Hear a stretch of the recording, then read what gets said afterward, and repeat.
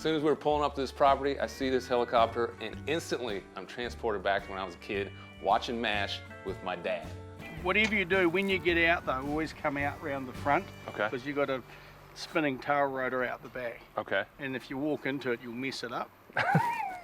And I'll be dead. The last thing I want to do is mess up a rotor blade.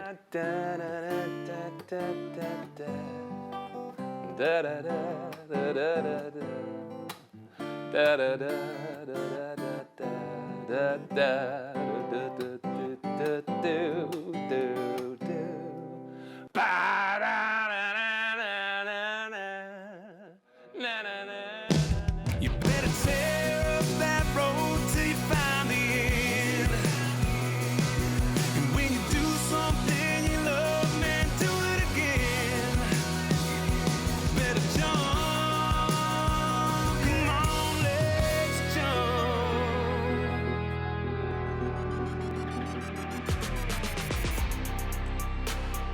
This week on Hoge Wild, we're back for part 2 of my dream hunt here in New Zealand.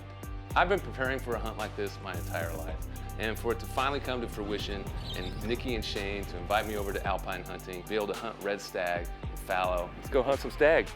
We made it 30 hours to get to this point. How's it going, man? Good to see you. I can't thank them enough. After a successful harvest of my first red stag, I've got a little bit of extra time before I'm gonna go out and do some fallow hunting. So Bruce said, why don't we go down the river and do some fishing? And anytime somebody invites me fishing, you know it's time for me to go. So we're gonna go do some fishing right after the dog stops barking. And this is what counts as a fishing hole here in New Zealand. Holy smokes, man. Get at it. Let's cast a line.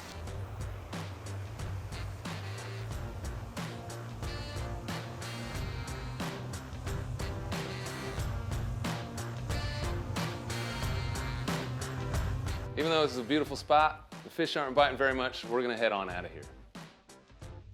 After we got done fishing, we headed back to the lodge, and Shane said that he had a little idea for us to do some possum hunting. You guys just about go off, ready to go off and light up some possums? That's what it sounds like, brother. So what am I in the You're gonna have to expect here? You're gonna have a real redneck experience tonight. Yeah, New Zealand redneck experience. New Zealand redneck experience. Awesome, Lighting man. possums and jackrabbits. Yeah, I'm sure if you come from Nashville or Arkansas, it'll be right up your alley. I love it. See you in a bit. All right, man. See you later. Have a good one. All right, bye. The possums in New Zealand are quite a bit better looking than the possums we have here in the States. So this is definitely going to be a new experience for me. After a 2-hour drive, we finally got to Tarada Lodge and the Possum King himself, Mr. Steve Maddock. We made it. How's it going, man? Stephen. I already like this guy right away. I know that we're going to have a blast tonight. Stephen Maddock. We've got a rafting operation on the Rangitikei River here. Hey, Good to meet you, man. Good to meet you. Thanks for letting us come down here and hang out with you. Yeah, no, it's cool. Also in the winter I do the possums for a living. Do the big bedspreads and pillows, and I used to do about 6,000-7,000 every winter. All right, it's time to show these Kiwis just how we do it over here in the US of A. We're going to go out and smoke a few possums tonight. Let's do it. Okay, we'll go out and see if we can whack a few. These things are running like crazy. I've got to figure this out and get my groove on a little bit. Yeah. Ah, Michael grandmother would have hit that. this is Dan Benelli. Safety on. Not now. Yeah. We won't mention that again, boys, all right? These little guys move a lot faster than our possum.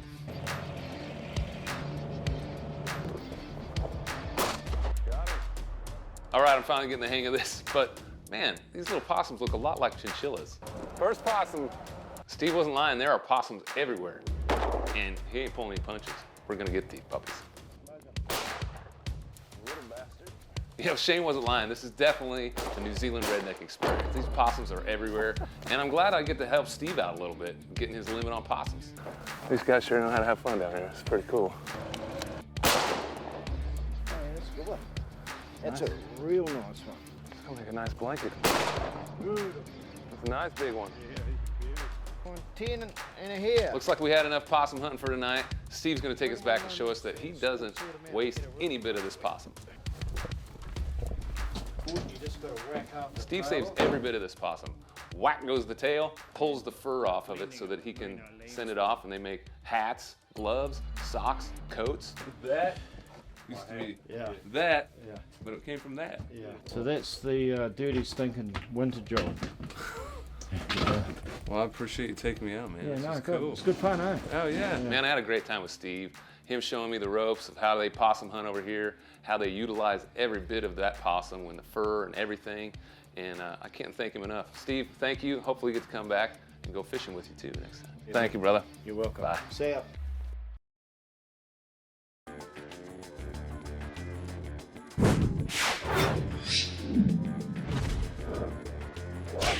Let's go.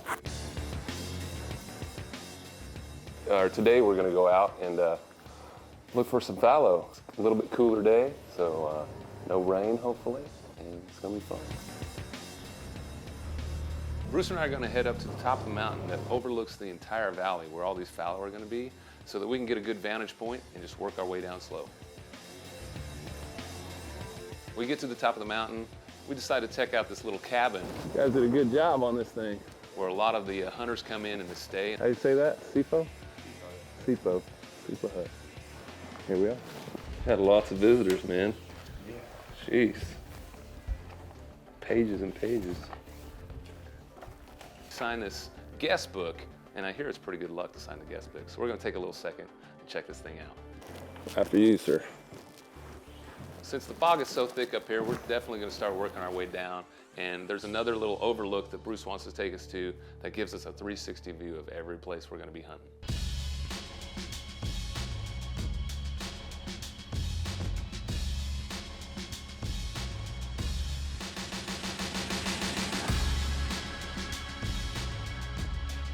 Once again, Bruce finds the perfect spot, and I can't think of a better place to sit here in glass to find what we need to look for.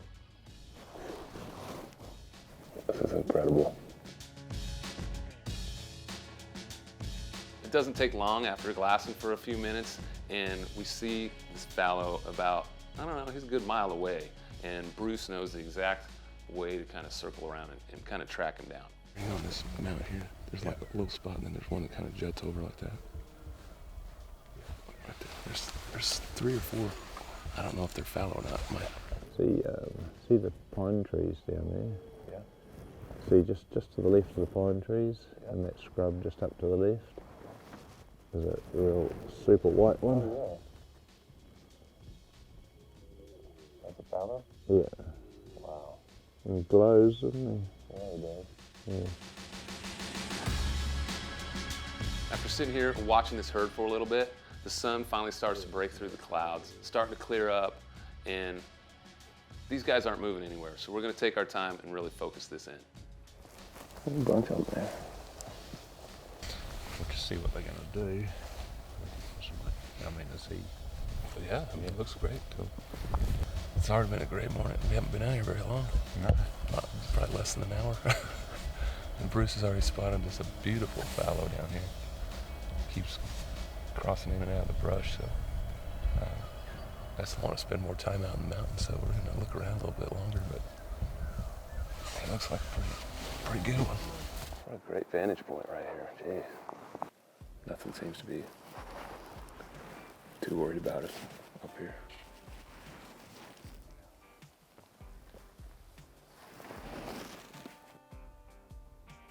Is that the same black one or a different black one? No, different one. To the bottom there.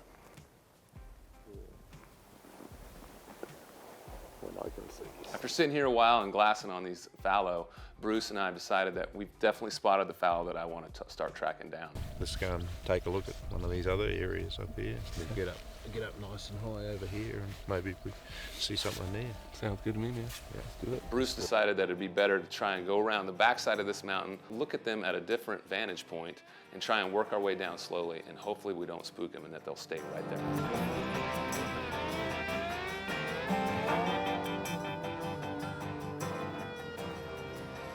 We finally made our way over to the other vantage point, and we start glassing up there, and sure enough, we spot that exact same herd, that same fallow that's right there. They haven't moved a whole lot, so we're gonna sit here and just make sure that they stay there. Wind's not going to be very nice, but at least it's blowing in the right direction. Exactly. We got up this morning and wanted to go see if we could find some fallow, and we were out there on this point way out there, and we were able to spot a nice little herd. And weren't able to get close to them. The wind was just blowing the wrong way. If we wanted to get down there, they'd been gone. So we kind of gave them a little time and tried to circle back around on this point. Wind's blowing right at our face, but it is really blowing now. Like screaming, as you can see. After getting to this vantage point and being able to see and locate that same fowl from the other side, this wind decided to start ripping through here, and it's not doing us any favors at all. But I hate the wind. This is why I left Nebraska. I think the wind just picked up because I said that. I'm sorry. I was joking. This is ridiculous.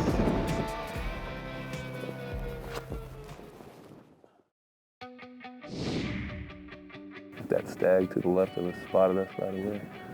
Finally got eyes on that little herd that we've been looking at before, and I spot the fallow that I'm looking for, and Bruce wants to put a plan together so that we're going to come down, try and get out of the wind, and slowly work our way down the valley, just on the left side of this herd. Mightn't be nearly so windy, we'll still be able to see down into there. Sure. Might be the best. Yeah. Get out of this damn wind. Sounds good to me, man. I like the way you think.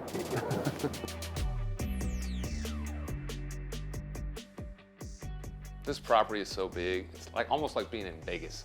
You see that off in the distance. It looks like it's really close, but man, is it a long ways away.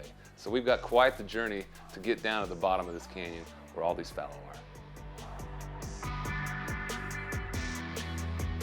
It was so windy up on top, it was just uncomfortable, so we're going to head on down the valley a bit and sit down near the trees here, and hopefully fallow might come out for us.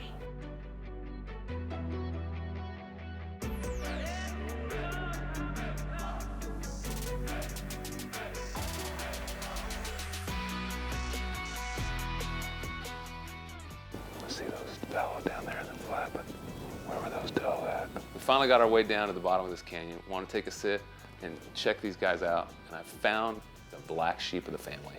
This guy's mine. See that hilltop right over there? That's where we were this morning, class, in this cave down there, this valley, this mountainside. We finally made our way back over here because we saw all this fallow, and that's what we're looking for, is that fallow deer. And we see the two. One male, one female. That was hanging around with that really dark black one. So we made our way back over here. Now we are here, caught in a wind bowl, but at least the wind's going in the right direction. So hopefully they won't smell us, wind us, or see us. The fallow that we're going after are literally right below us. Yeah, that's got to be him. Can't make out his rack though. I have to see if Bruce can pick him out. Yeah, the one that we're after, he's down on the bottom. They're just right on the edge down there. So. I just don't know how these guys can just disappear. When you're looking at them 1 second, and poof, they're gone. Crazy. But there's no straight line and no easy way around them. So we want to try and work our way around as far and as wide as we can so they don't bust us. Let's do it.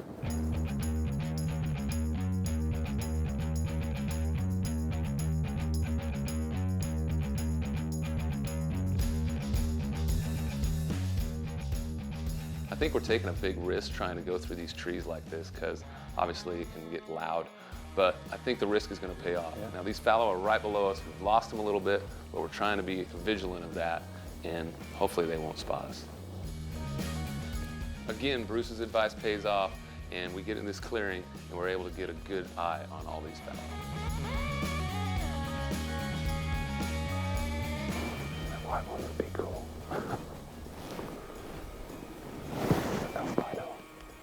That albino fallow's up there on that grassy strip.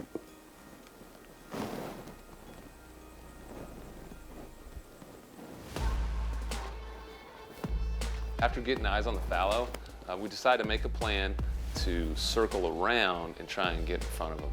So Bruce has got that plan, and I'm following him to the T. Still out of sight of them, so we'll just sneak down this little gut. And we want to get onto that little wee rise down, way down there. That whole thing, right? Yeah, okay, we'll get down there. And then we should be able to see across. Nice play.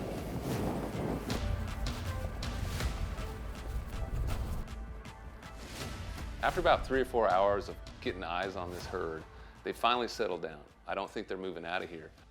There's a black one to the right of him right there. Yeah, that's not the black one, but it was one of his buddies. See him straight through. Take another look. Sitting in the scrub. And sure enough, we see that black fallow. They're standing up now, so we want to make sure that we kind of rapidly get to where we need to go so that we can set up and take that great shot. I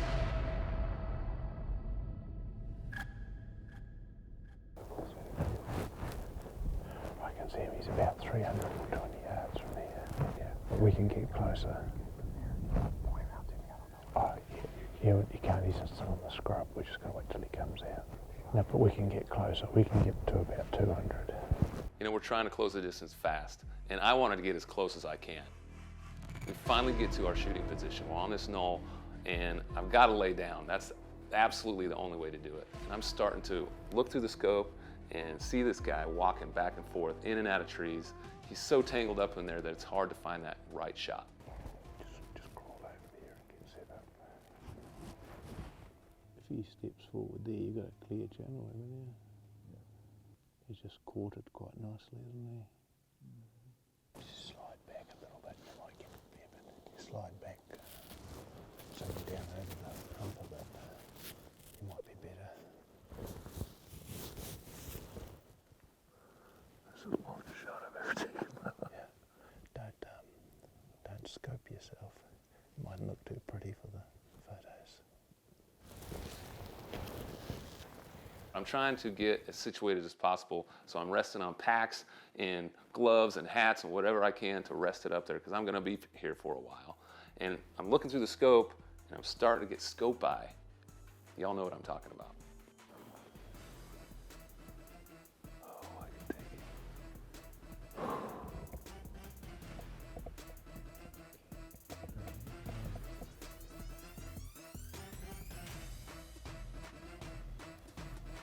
I'm so nervous right now. I'm about to take the longest shot of my life.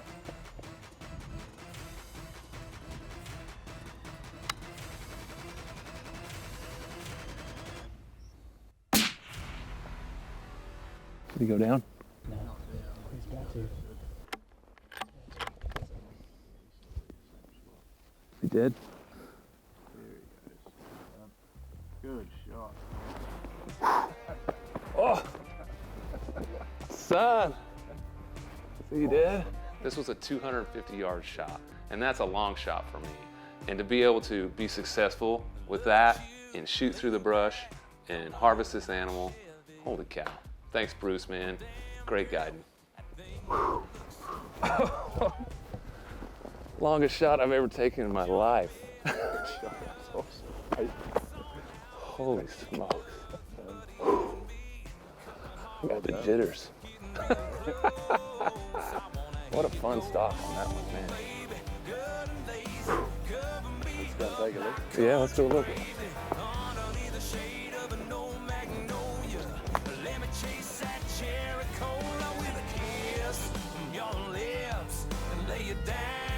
Man, this couldn't be more perfect. I'm thinking that we have to walk up there and find this fallow and drag him out of the bush, but he rolls completely all the way down and right into this perfect meadow. Can't beat that. Wow. Cool. Got a character, isn't it? Yeah, it does. This is my first time ever seeing a fallow out in the wild, and to be able to come up on it and harvest an animal like this, see his beautiful fur, spots on his back, the way their antlers are matured. This is just a great creature, and I'm so blessed to be able to harvest it.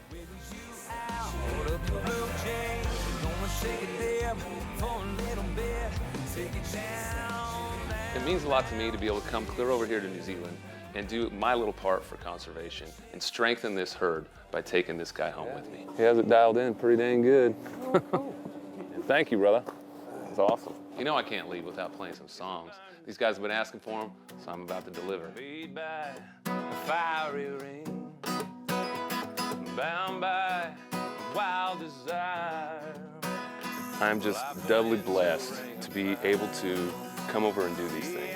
I mean, this is my life. My guitar has taken me all over the world to get to meet and sing for people like this here, Shane and his entire staff, all of the people that have come here to hunt as well. I got to harvest my first red stag, my first fallow.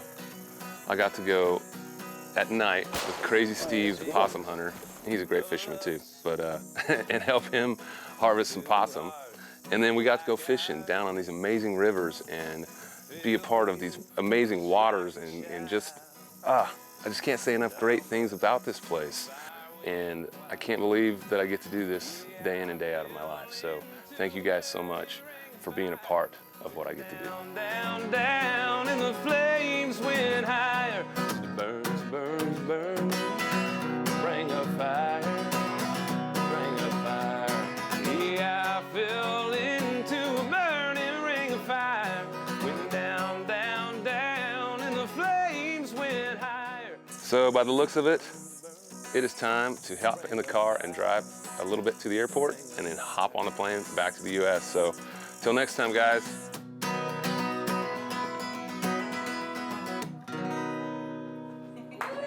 Hey.